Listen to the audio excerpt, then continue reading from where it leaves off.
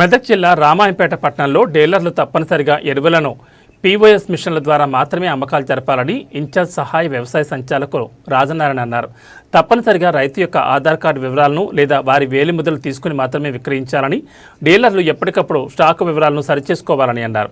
ఎరువుల లభ్యతను బోర్డుపైన ప్రదర్శించాలని, ఎవరైనా ఎరువుల నియంత్రణ చట్టం 1985 అతిక్రమించినట్లయితే చట్టపరమైన చర్యలు చేపట్టడం జరుగుతుందని ఇన్ఛార్జ్ సహాయ వ్యవసాయ సంచాలకులు రాజనారాయణ తెలిపారు.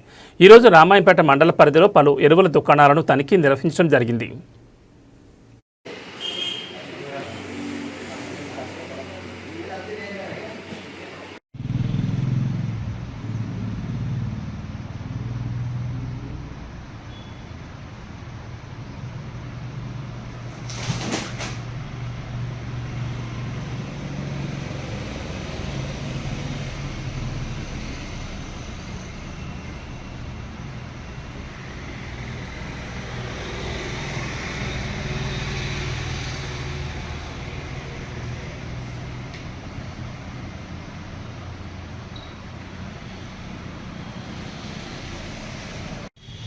అందరికీ నమస్కారం.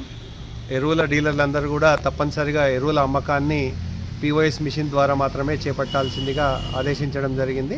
ముఖ్యంగా రైతులు తమ ఆధార్ వివరాలను పీఓఎస్ మిషన్లో ఎంట్రీ చేసిన తర్వాతనే ఎరువులు పొందే అవకాశం ఉంటుంది.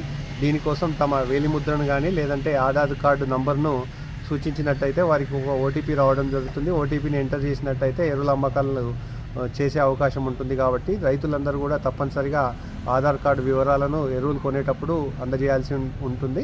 ముఖ్యంగా డీలర్లందరూ కూడా ఎరువుల చట్టం నియంత్రణ చట్టం 1985 ప్రకారం తూచ తప్పకుండా అన్ని సూచనలు పాటించాల్సిందిగా, లేనిచో చట్టపర